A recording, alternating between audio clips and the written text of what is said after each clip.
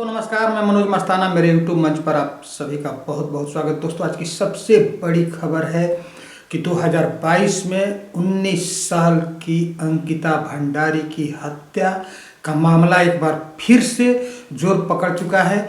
ऐसा हुआ है पिछले एक सप्ताह से एक बार ये फिर से सुर्खियों में आ गया है, और जिसके लिए देश के अलग अलग हिस्सों में और पूरे उत्तराखंड में जबरदस्त प्रोटेस्ट चल रहा है।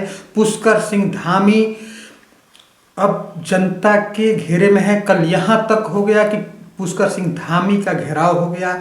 बीजेपी के गढ़ में बीजेपी के मुख्यमंत्री का ऐसा घेराव, ऐसा जन सैलाब उत्तराखंड में देखने को मिला है।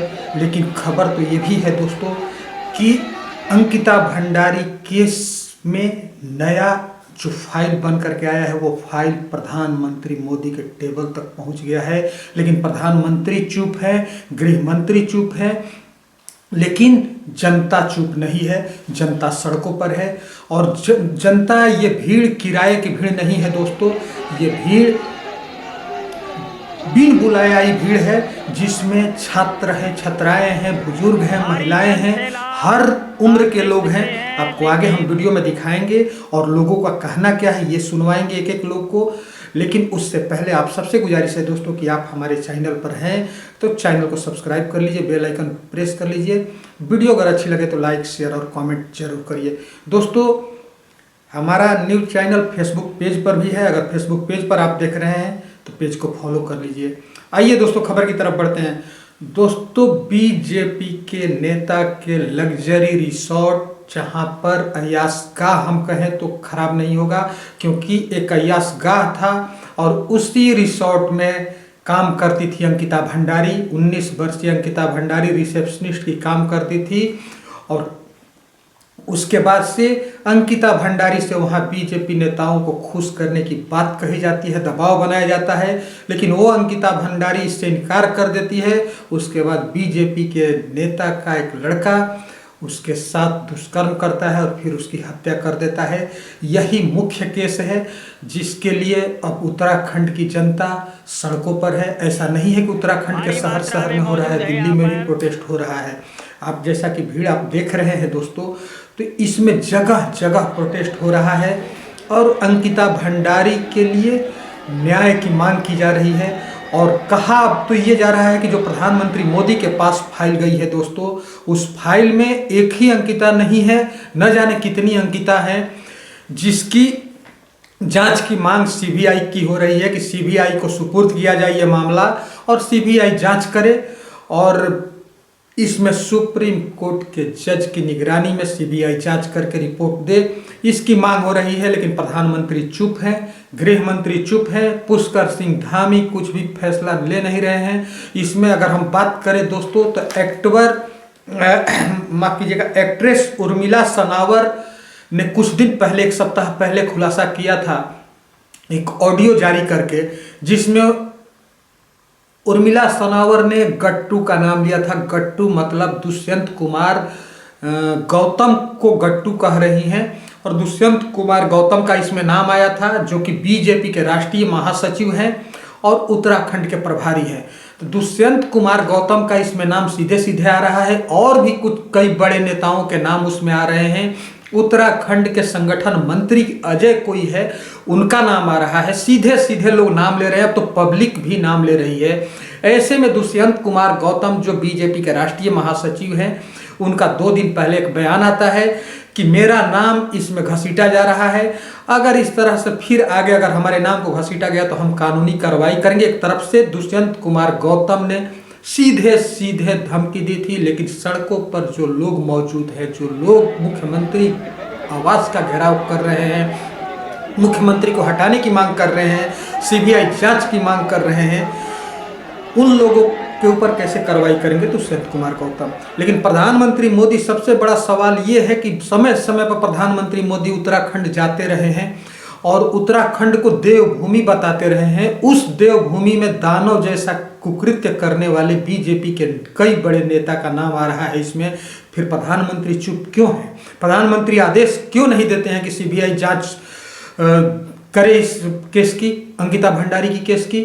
और दोस्तों सितंबर में 2022 में, सितंबर 2022 में अंकिता भंडारी की हत्या की गई थी। दुष्कर्म के बाद हत्या कर दी गई थी।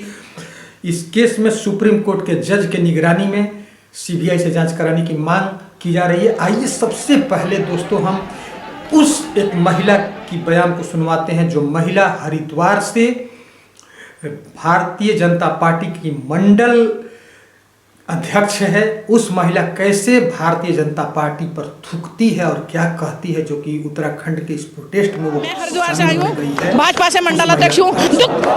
ऐसी भाजपा को, ऐसी गंदी भाजपा को जिसने आज हमें रुला दिया। हमारी पहाड़ की बेटी 19 साल की बेटी के साथ ऐसा बलात्कार किया और फिर उसे धक्का दे दिया। मगर इन दरिंदों को पता नहीं था कि पहाड़ की देवी देवता भी होते हैं। तो इनका सुनिए कैसे कह रही है कि भारतीय जनता पार्टी से किस तरह से चिढ़ी हुई है और अंकिता भंडारी के लिए ये प्रोटेस्ट में है।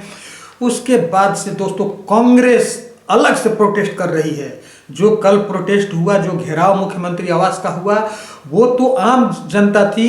कांग्रेस पार्टी भी इसमें अलग अलग प्रोटेस्ट कर रही है, जो कि आप देख रहे हैं। हरीश रावत को सुनिए। लोग संघर्ष को आगे बढ़ाना लोग चाहते हैं कि अंकिता के जो वास्तविक हत्यारे हैं वो कानून के दायरे में आए। जी हाँ दोस्तों, अभी आपने हरीश रावत को सुना। आप इस प्रोटेस्ट में उस लड़की को सुनिए, जो लड़की छात्राएं जो आई है, उसमें से एक छात्रा किस तरह से कह रही है कि हम जब तक इंसाफ न मिल जाए तब तक उस आखिरी दरवाजे तक जाऊंगी कि अंकिता को इंसाफ मिले। बहुत शर्म की बात है, 21वीं सदी में एक औरत को सड़कों पे आना पड़ रहा है कि मुझे न्याय दो। कहाँ का सीएम है जो न्याय नहीं दे पा रहा है? वीआईपी को बचाया जा रहा है और अब टाइम आ गया है कि हर एक औरत यहाँ सड़कों पे, और यहाँ पे सिर्फ यंग लोग नहीं है, अगर आप देखोगे कुछ एजेड है, एक दादी है, उनको मैं खुद लेके आई हूँ। तो आप सोच सकते हो कि कितना गुस्सा है लोगों के अंदर कि हमें बेवकूफ बनाया जा रहा है। पहले आपने वीआईपी को बचाया, पहले आपने सारे अपने जितने भी वीआईपी आपने सबूत मिटाए, और अब जब उसका नाम आ गया आप उसको बचाने के लिए, तो shame on the CM, shame on the people जो ये देख रहे हैं और फिर भी अगर यहाँ पे नहीं है, उनसे बहुत ही शर्मनाक कुछ नहीं हो सकता।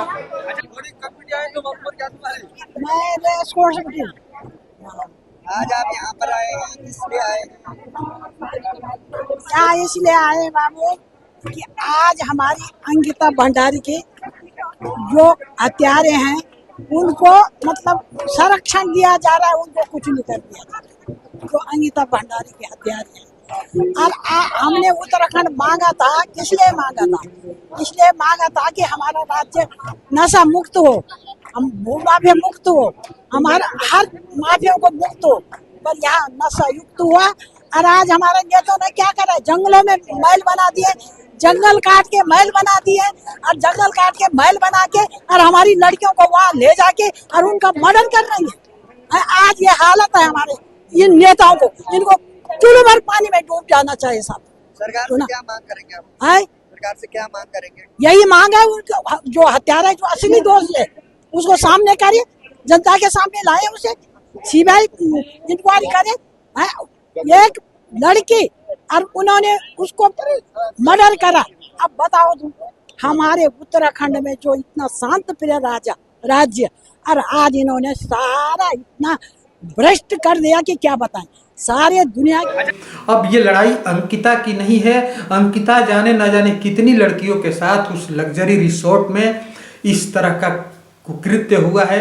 इसके लिए उत्तराखंड की जनता सड़कों पर है। और आपको बता दें दोस्तों कि अंकिता भंडारी मर्डर केस में, रेप एंड मर्डर केस में सबसे बड़ी बात यह है कि जब अंकिता भंडारी की हत्या की जाती है रेप के बाद, उसके बाद से वहाँ 2 घंटे के बाद वहाँ की विधायक जो है वो बुलडोजर से उस रिसोर्ट को तोड़ फोड़ कराती है। मतलब सबूत नष्ट करने का आरोप एक तरफ से है कि उस रिसोर्ट में बुलडोजर चला करके गिरा दिया गया वहाँ का उस हिस्से का जहाँ पर अंकिता भंडारी के साथ ऐसे हुआ था। तो इसमें बीजेपी के बड़े बड़े चेहरे फंस रहे हैं। ऐसे में प्रधानमंत्री जो उत्तराखंड समय समय पर जाकर के देवभूमि का ज्ञान बांटते हैं, प्रधानमंत्री को सीधे सीधे सीबीआई को ये मामला सौंप देना चाहिए था। सीबीआई को जांच का आदेश दे देना चाहिए। आखिरकार देना ही पड़ेगा, जनता जिस तरह से सड़क पर प्रोटेस्ट कर रही है। तो ऐसे में आगे क्या होगा, लेकिन ऐसा लगता है कि भारतीय जनता पार्टी अपनी साख बचाने के लिए, अपनी इज्जत बचाने के लिए प्रधानमंत्री मोदी को इस तरह का एक्शन लेना पड़ेगा। पुष्कर सिंह धामी को तो बदल सकते हैं प्रधानमंत्री मोदी, क्योंकि इसके लिए तो उनको महारत हासिल है प्रधानमंत्री मोदी को, क्योंकि समय समय पर वो किसी भी मुख्यमंत्री को कभी भी बदल सकते हैं, ऐसा आप पहले देखे हैं। तो पुष्कर सिंह धामी पर तो लंबे समय से सवाल उठ रहे हैं, उंगली उठ रही है, और पुष्कर सिंह धामी अपने बड़े नेताओं को बचाने के लिए कुछ नहीं कर पा रहे हैं। इसलिए पुष्कर सिंह धामी ज़्यादा ही इस केस में कटघरे में है, क्योंकि वो उनके ऊपर आरोप लग रहा है कि वो बीजेपी के बड़े नेताओं को बचा रहे हैं और बीजेपी प्रधानमंत्री मोदी के खास चेले हैं। प्रधानमंत्री मोदी भी इस मामले में चुप है, गृह मंत्री अमित शाह भी चुप है, लेकिन जनता चुप नहीं है, जनता सड़कों पर है।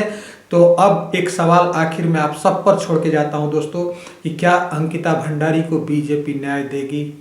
क्या अंकिता भंडारी केस की जांच बीजेपी सीबीआई को सौंपेगी? क्या अंकिता भंडारी को मरने के 3 साल बाद न्याय मिलेगा? इन विषयों पर आप क्या सोचते हैं? आप अपनी राय कमेंट में जरूर दीजिए। साथ ही साथ दोस्तों, चैनल पर नए होंगे तो चैनल को सब्सक्राइब करिए, बेल आइकन प्रेस करिए। वीडियो अगर अच्छी लगे तो लाइक शेयर और कमेंट जरूर करिए। बहुत बहुत धन्यवाद। नमस्कार।